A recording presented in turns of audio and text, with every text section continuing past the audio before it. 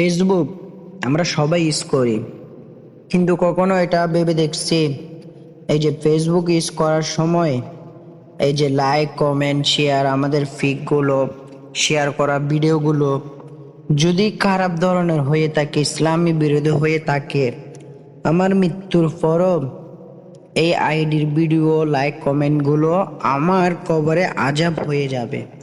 সেজন্য আজকে একটা জিনিস তোমাদেরকে দেখাই দিব, সেটা হলো কি, আমার যখন মৃত্যু হয়ে যাবে, আমার যখন এই পৃথিবীতে আর কোনোটাই হবে না, অন্ধকার কবরে চলে যেতে হবে, তখন অটোমেটিকলি আমার এই ফেসবুক অ্যাকাউন্টটি ডিলিট করে দেওয়া হবে ফেসবুক থেকে। আজকে সেই সেটিংটি দেখাই দিচ্ছি, মনোযোগ সহকারে দেখেন কিভাবে করি। সেটিংয়ে যাব, প্রথমে ফেসবুকের সেটিং আমি বাংলা ভাষা করে ফেলছি। সো এখানে থাকবে পার্সোনাল, ব্যক্তিগত বিশদ বিবরণ, এখানে লিখছে বাংলায়, এটা হচ্ছে আমার পার্সোনাল ডিটেলস, ইংলিশে থাকবে।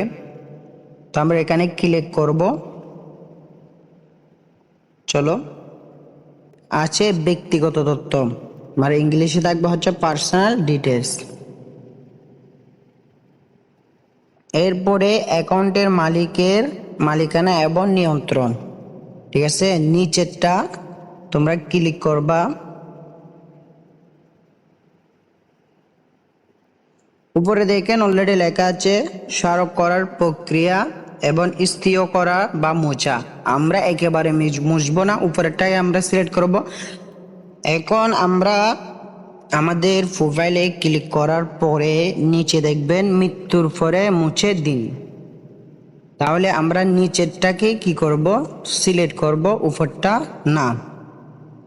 তো আমরা মৃত্যুর পরে কি করতে চাই, এই অ্যাকাউন্টটা ডিলিট করতে চাই। তোমরা একটু ভালো করে পরে দেখতে পারো, ভালোভাবে উপরে লেখা আছে মেমোরিয়াল করার প্রক্রিয়া।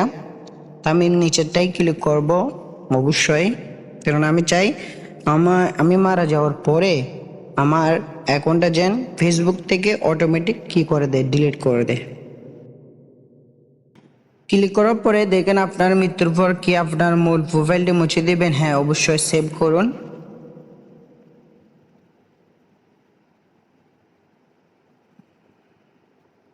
সেভ করার পর হয়ে গেছে আমাদের সেটিংটা। এই সামান্য সেটিংটা তোমরা করে নাও, অন্তত মৃত্যুর পর হলেও কোনো গুনাহ আজাব কোনো কিছু হয়তো তোমার কবরে পৌঁছাবে না। অন্তত এটা করে নেওয়া প্রত্যেক মুসলিম ভাইয়ের জন্য অত্যন্ত জরুরি ও গুরুত্বপূর্ণ।